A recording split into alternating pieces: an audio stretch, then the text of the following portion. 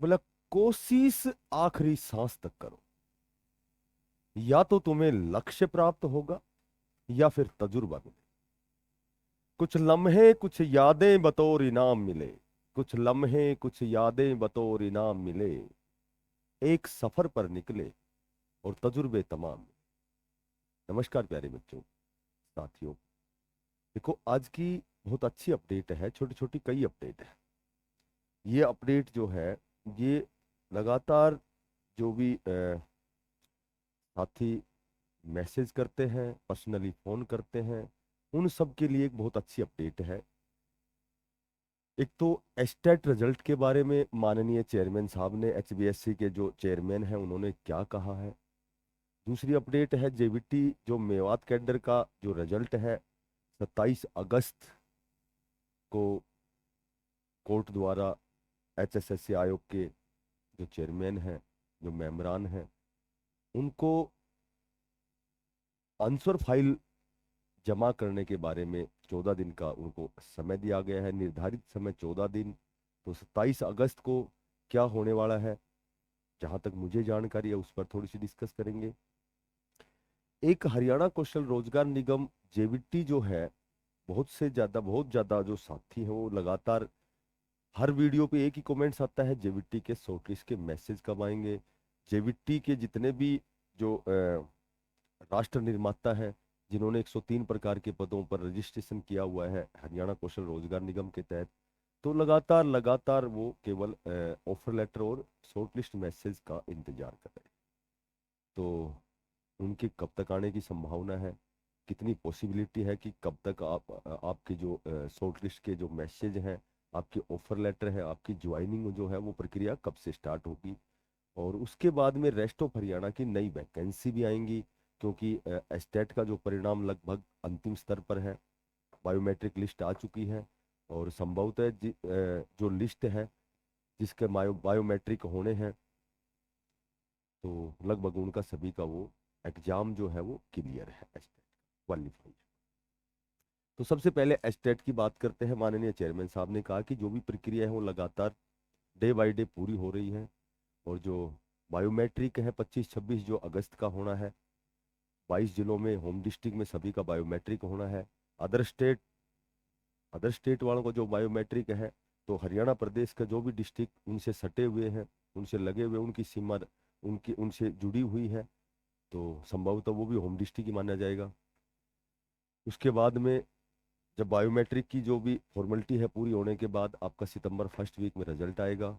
और लगभग 2025 का जो एस्टेट है, 2025 का जो एस्टेट है, उसका नोटिफिकेशन भी लगभग मिड सितंबर में आपका आएगा और नवंबर दिसंबर में आपका 2025 एस्टेट होगा।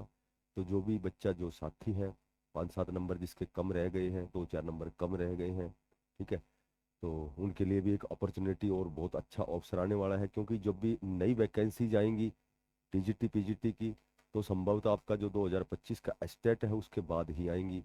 हाँ, जेबीटी की जो आपकी रेस्ट ऑफ हरियाणा की जो वैकेंसीज हैं कितनी आती हैं, हो सकता है 5,000 हो सकता है 2,500 हो सकता है 6-7 हज़ार हो। तो उसकी अभी लेटेस्ट या ऑथेंटिक अपडेट नहीं है। बाकी आपकी रेस्ट ऑफ हरियाणा की जेबीटी की वैकेंसीज बहुत जल्दी आने वाली है, ठीक है।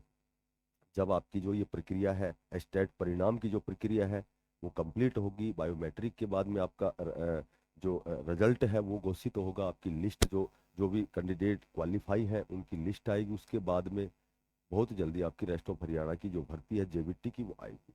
बात करें हरियाणा कौशल रोजगार निगम के तहत जो भी साथी, जो बच्चे इंतजार कर रहे हैं, देखो इसमें मैं आपको एक बात बताता हूँ कि कहने को तो दिसंबर से आने वाले थे, जनवरी फरवरी, अब अगस्त भी जाने वाला है, ठीक है। हर महीने ये होता है कि भाई संभवतः लिस्ट तैयार है, आपकी अगस्त में आएगी, जुलाई में स्कूल ओपन होंगे जब आएगी।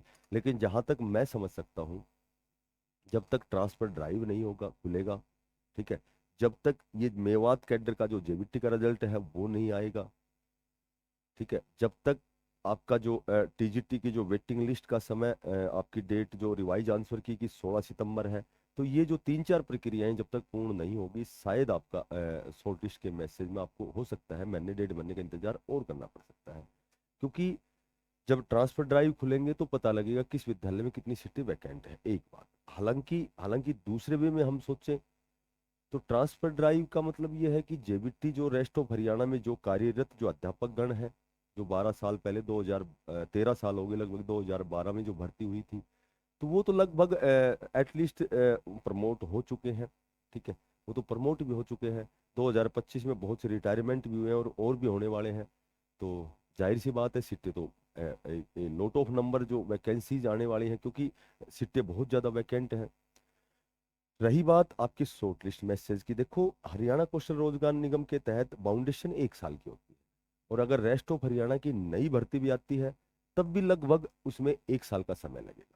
ठीक है, तो जहां तक हम समझ सकते हैं कि आपके जो मैसेज है जिस हिसाब से मुझे जानकारी है, आपकी लिस्ट लगभग तैयार है।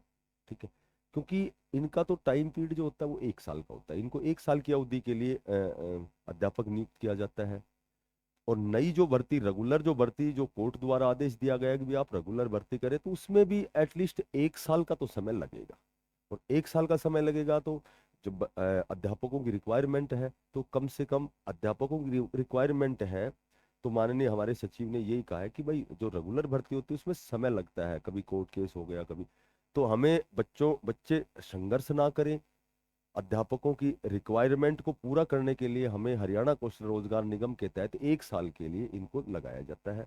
तो संभवतः आपकी जो रेस्ट ऑफ हरियाणा की जो भर्ती है वो आएगी, तो उसमें लगभग मैक्सिमम अगर माने तो 1 साल तो लग जाती है। मिनिमम तो हो सकता है 6 7 8 महीने लगे। तो 1 साल का जो पीरियड है वो हरियाणा कौशल रोजगार निगम के तहत जेबीटी, टीजीटी, पीजीटी की रिक्वायरमेंट मैक्सिमम स्तर पर है, क्योंकि बच्चे स्ट्रगल ना करें अध्यापकों की रिक्वायरमेंट को पूरा करने के लिए। संभवतः आपके जो हरियाणा कौशल रोजगार निगम के तहत जो मैसेज है वो आएंगे। ठीक है, जिस हिसाब से जानकारी है तो बहुत जल्दी आपकी आने वाली है, पर बशर्ते कि आपका ये जेबीटी मेवात कैडर का रिजल्ट आए। ठीक है, टीजीटी की वेटिंग लिस्ट आए, ट्रांसफर ड्राइव खुले, उसके बाद में कितनी रिक्वायरमेंट है उस हिसाब से आपके जो ये मैसेज है संभवतः जब भी आपके आएंगे। और रेस्ट ऑफ हरियाणा की आपकी बहुत बड़े स्तर पर भर्ती आएगी, क्योंकि हरियाणा कौशल रोजगार निगम के तहत 1 साल का समय होता है। तो 1 साल तक कोई भी रेगुलर भर्ती शायद नहीं होगी, शायद का प्रयोग किया है, शायद नहीं होगी। बाकी आयोग और सरकार चाहे तो 6 महीने में भी हो सकती है, क्योंकि आज कंप्यूटराइज जमाना है। ठीक है, तो बहुत जल्दी एग्जाम भी हो सकता है, बहुत जल्दी आपका रिजल्ट भी आ सकता है, वो दूसरी दूसरी प्रकार की बात है। बाकी 1 साल के लिए इनके मैसेज मेरे ख्याल से इस दिशा में काम शुरू हो चुका है। अब वो कब होता है, ऐसी तो बहुत सी वीडियो बन चुकी है, मैंने भी कई बार बनाई है। तो हो सकता है कि महीना डेढ़ बनना लगे, हो सकता है 10 दिन हो। तो बहुत जल्दी आपका कुछ न कुछ होने वाला है। बात करें जेबीटी मेवात कैडर की रिजल्ट की, देखो इसमें सभी को पता है 27 तारीख का टाइम दिया गया है एचएसएससी आयोग को, और आंसर फाइल जमा करवाने के लिए कहा गया है। अब आंसर फाइल जहां तक मैं समझ सकता हूँ, जितनी मुझे नॉलेज है, तो वो जो जब तक वो पीजीटी का जो मैथ वाला जो एक रिजर्वेशन का केस चला हुआ है, परमिला वर्सेस केस जो चला हुआ है, तो वो जब तक वो सॉर्ट आउट नहीं होता है, हालांकि दोनों डिफरेंट, इन दोनों में बहुत सा डिफरेंट है। क्योंकि डिफरेंट इसलिए कह सकते हैं कि प्री और मेन एग्जाम, और जेवीटी चूंकि एक मेन ही एग्जाम था, तो संभवतः ऐसा हो सकता है कि वो केस भी चलता रहे, कोई दिक्कत नहीं है। लेकिन वो केस चलता रहे या जो पहले से चला आया है कि भाई मेन एग्जाम समझ के इस जेबीटी को, क्योंकि चूंकि है ही main exam, one sitting exam है मेन, इसी में मेरिट बननी है, तो इसी का ऑल ओवर रिजल्ट निकाल दिया जाए और इसमें रिजर्वेशन दे दिया जाए पहले ही, ताकि जो कैटेगरी के कैंडिडेट है जनरल के बराबर है तो उनको जनरल में इंक्लूड कर लिया जाए। बाकी जिसका भी सिलेक्शन होता है 4 से 5 गुना की लिस्ट डॉक्यूमेंट्स वेरिफिकेशन की आनी चाहिए। ठीक है, तो जो जो इलिजिबल है, उनका सिलेक्शन करे। इनको बहुत लंबे समय से गलत है कि 2012 के बाद में अब ये भर्ती कितनी साल बाद आई है, और अब ये केवल इन्होंने खूब अच्छा परिश्रम किया, मेहनत की, वो इस दिशा में अच्छा प्रयास किया, बहुत अच्छे मार्क्स गेन किए। ठीक है, और फिर भी रिजल्ट के लिए बार बार ये अभी फिलहाल वर्तमान में भी एचएसएससी आयोग के आगे ये वहाँ इकट्ठे हुए हैं साथी सारे। ठीक है, तो सभी उच्चाधिकारियों से, माननीय मुख्यमंत्री जी से, माननीय चेयरमैन साहब से, सभी से मेरा विनम्र निवेदन है कि इनकी जो भी समस्या है उसको दूर किया जाए। कोई भी आप इसमें मेरे ख्याल से तो ऐसा कोई अड़चन नहीं आनी चाहिए कि भाई ईडब्ल्यूएस की जो कट ऑफ है वो जनरल से ऊपर गई, तो उसको परिमार्जन भी किया जा सकता है, सुधार भी किया जा सकता है। ठीक है, ऑलरेडी वन एग्जाम समझ के और स्टार्टिंग में ही रिजर्वेशन का फायदा दे दिया जाए, ताकि जो योग्य बच्चे हैं, जो एलिजिबल पर्सन है, तो उनका कम से कम सिलेक्शन हो सके। ठीक है, तो अभी देखो बच्चे एचएसएससी आयोग भी इकट्ठे भी हो रहे हैं, तो जहाँ तक मैं समझता हूँ कि 27 अगस्त को लगभग इनकी प्रॉब्लम सॉर्ट आउट होगी, क्योंकि जो बीच में जो व्यवधान है, जो रुकावट है, जो बाधा है, जहाँ तक मैं समझता हूँ कि वो एचपीएससी का जो रिजर्वेशन मामला है, उसकी वजह से यह अड़चन है। बाकी तो कुछ इसमें ऐसा कुछ मैटर नहीं है। देखो ईडब्ल्यूएस के कैंडिडेट जो योग्य है उनका सिलेक्शन तब भी होना है अगर प्री स्टेज पर उनको रिजर्वेशन दिया जाता है, जब भी उनका होना है, और फाइनल पे देना है जब भी। तो देखो क्या होता है 27 तारीख को। जो भी साथी नए हैं, चैनल को सब्सक्राइब करना, इसको ज़्यादा से ज़्यादा शेयर करना। फिर मिलते हैं किसी नई अपडेट के साथ।